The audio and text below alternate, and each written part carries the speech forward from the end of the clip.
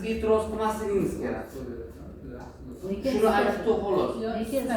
Ha, yo'q, isitishi istadi, muammo yo'q. Uni xarajat turibdi, bizga isitishini qo'ying, isitishi zo'r istadi. Uni xarajat masalasi. Ha, uni xarajat masalasi ortib ketgandan keyin nima bo'ladi? Bizga e'tiroz qilmaslik kerak. Endi bu hudud 2022-yilda o'tadi markazlashgan tizimga. Faqat ungacha vaqt bor. Bu xonadondan sizlar o'zi xarid qilganingizdan keyin nima bo'ladi? Ko'chib kirib yashashingiz mumkin, bemalol. Ha? Ertaga qish keladi, bitta qish kelganda nima bo'ladi? Bu xarajatlar boshlanganda e'tiroz bo'lmasligi kerak. Shuning uchun borini aytib turibdi. Biz haliga yolg'on gapirib, sotib olib, ertaga sizlar bilan nizoga kirish xohlamaymiz. Bundan tashqari shirkat to'lovlari bor. Shirkat to'lovlarini ham vaqtida amalga oshirasizlar. Xonadon xarid qilgan odam ko'chib kirishdan oldin shirkatlar bilan shartnomamiz bor. Bu shirkat bilan shartnoma qilmaydigan bo'lsangiz, biz oldindan aytamiz, sizlar bilan shartnoma tuzmay, o'y sotmaganimiz ma'qul. Ko'pchilik shirkat to'lovini kimdirlar majburiy deb o'ylaydi, kimdirlar ixtiyoriy deb o'ylaydi. Eski donda yashaganlar yarmi to'lab yurgan, yarmi to'lamaydi, lekin bu qonunchilikda belgilab qo'yilgan.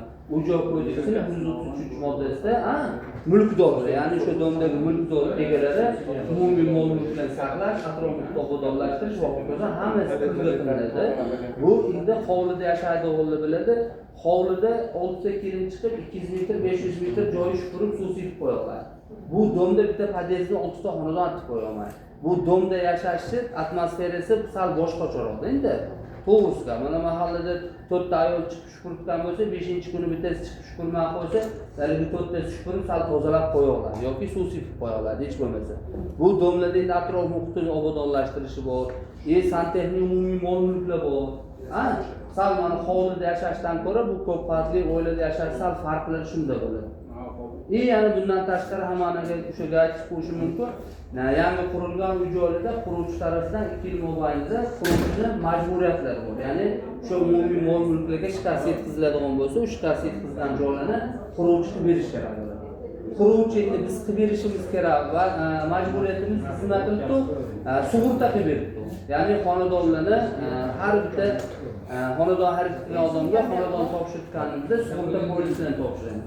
Ya'ni pulini to'lovchi biz, sug'urta kompaniya xizmat ko'rsatuvchi, ya'ni sizlar uchinchi shaxs undiruvchi sifatida uch taraflama sug'urta polisi orqali shartnomalarni qilishdi. Bu yerda yana o'ylashingiz mumkin, sug'urta qilib berib bu quruvchi vaziyatdan qochishdan ekan degan fikrga ham bo'lishingiz mumkin. Biz vaziyatdan qochmaymiz. Sababi bizning kelgusidagi loyihalarimiz ko'p. Har bitta fuqaro murojaati bilan yuradigan bo'lsa, biz yillab şeyde yurishimiz kerak bo'ladi. Shuning uchun hammaniga bu tegishli borini aytib, xonadonlarni ko'ringlar, avvalambor bizni tanlaganingizdan biz xursandmiz. Yana xonadonlarni ko'ringlar, ma'qul kelsa shartnomani tuzamiz. Nimadir savollaringiz bo'ladigan bo'lsa, savollaringizdan bersanglar, yana javob berib o'tamiz. Ana 46 kvadratlik subsidiya bilan to'lovni qildingiz, qolganini qancha to'lov qilish kerak? Endi 46 kvadratlik aka, narxi 8 milyon 250 ming so'mdan 46 kvadratli 8 milyon 250 ming so'mdan hop shu o'yin narxi 379 milyon 500 ming bo'libdi. Bundan 15 million siz to'lashingiz kerak. Endi bundan nima qilamiz? 30 million siz to'lasan, davlat to'lab bersa 27 million dastlabki to'lov qilishingiz kerak bo'ladi. Bu subsidiya xabarnomasi bor fuqarolar. Ko'rsa bo'ladi shu. Bo'ladi, muammo yo'q. Shartnoma qilib bersa bo'ladi. Bo'ladi. Yani bitta narsani aytay, opalar, onaxonlar, bu haligi kulgiga ham aytishimiz mumkin. O'y olish bilan xotin olish qiyin ekanda. To'g'risi. O'yni ham tanlarsiz. Lekin bitta narsani aytaman, bizda ko'ringlar, ma'qul kelsa, ko'p fikrlashingizga hojat yo'q. Sababi bugungi kunda sizlar tanlasangiz kvadrati yoki etajlari borda, lekin ertaga sizlar qaylandir qurib taqqoslab keladigan bo'lsangiz, bugungi gapirgan gaplarimiz ertangi kunga to'g'ri kelmay qolishi mumkin. Ya'ni etajlarda yoki kvadratlarda. Sug'urta majburiymi yo majburiy ixtiyoriy? Biz qilib beramiz. O'zingizga qilasiz. U sug'urtalarni biz qilib beramiz. Bizning majburiyatimiz bor. Ya'ni quruvchi xonadon sotgandan keyin 2 yil mobaynida qilib berish kerak bo'lgan ko'rsatilgan qonunchilikda ko'rsatmalar bor. Ya'ni 2 yil mobaynida quruvchi nima qilib berish kerak. O'sha joylarni aka biz sug'urta qilib qo'yamiz. Ertaga o'sha joyda nimadir shikast yetadigan bo'lsa, biz qolgan loyihalarimizni qilganimizda siz bilan biz ertaga o'shani qilib berish uchun vaqtimiz ketadi. biz uni nima qilibdi, sug'urta polisi qilib beramiz, sug'urta polisimiz orqali sug'urta kompaniyaga murojaat qilib, sug'urtani bartaraf qilib beramiz. Endi tushuncha bo'lishi mumkin, sug'urta kompaniyalar ilgari sug'urta kompaniyalari ishonchli bo'lmagan. Shunaqa. Endi yo'q, sal zamon o'zgaribdi, vaziyat o'zgaribdi, odamlarning dunyoqarashi o'zgaribdi, xizmat ko'rsatishlar ham o'zgaribdi. Shu bois u sug'urta kompaniyalari ilgaridan farqli o'laroq murojaat qilsangiz joyiga yetib keladi. Skoriy bo'lib qolgan. Alo desangiz tez yordam yetib keladi. U davrlar o'tdi.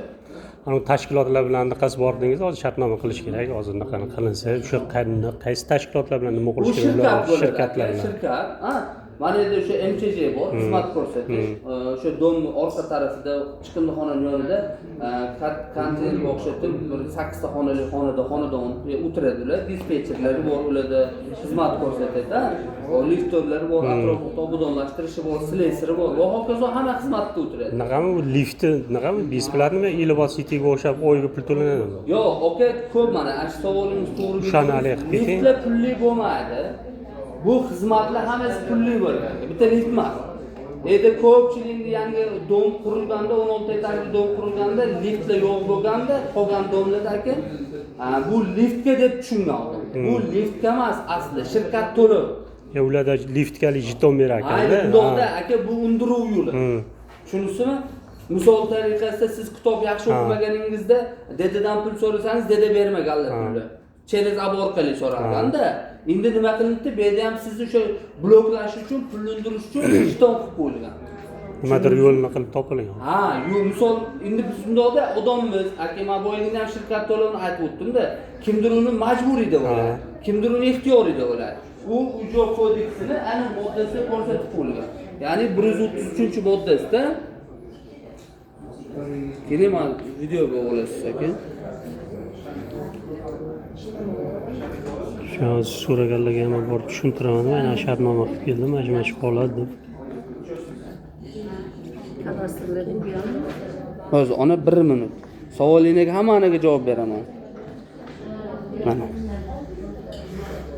130-moddasida qisman O'zbekiston Respublikasi va hokazo davlat va xususiy ijro fondi joylashtirilgan mulkdor ijara arenda oluvchilar o'zlari ko'rsatilgan kommunal xizmatlar uchun qonunchilik va kommunal xizmatlar ko'rsatuvchi korxonaga ijrochilari bilan tuzilgan shartnomaga muvofiq majburiy to'lovlar to'laydi. Shartnoma tuzilsa, shartnomada ko'rsatiladi summa. Deylik 2000 so'm, 3000 so'm. O'sha summani majbursiz to'lashga demoqchi. Undan foydalansangiz, foydalanmasangiz majbursiz. Bo'ldi. Endi oyanikini ham tushuntirib. Xonadonlarimizda kadastr bor, opalar, Xonadonlarimizda kadastrlarimiz bor. Biz kadastr chiqqan xonadonlarni sotamiz. Kadastr chiqmagan xonadonlarni shartnoma qilib sotmaymiz. Endi bizda hozirgi kunda sotuvda 9 etajligimiz bor, 12 etajligimiz bor, 16 etajligimiz ham bor. Hali ularni sotuvga qo'ymadik. Faqat bugungi kunda 9, 12 etajliklari sotuvda bor. Yo'q, unaqalar yo'q.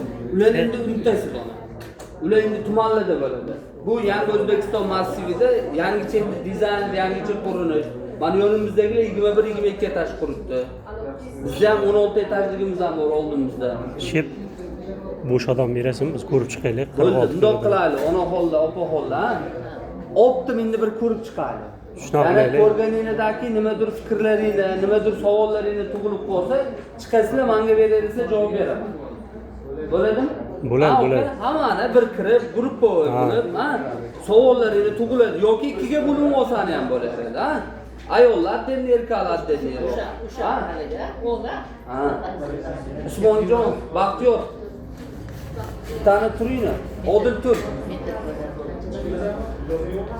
Baxtiyor kim? Bo'ldi. Baxtiyor san kir. O'shani hozir ko'rsak, haligisini shartnomasini. Bo'ldi, erkaklarni odil san olib kir. Oka kiringlar. Ayollar addenni kiramiz desan, addenni yoki bo'lmasanga maslahatlashib kiramiz desan ham farqli. Yuraylik.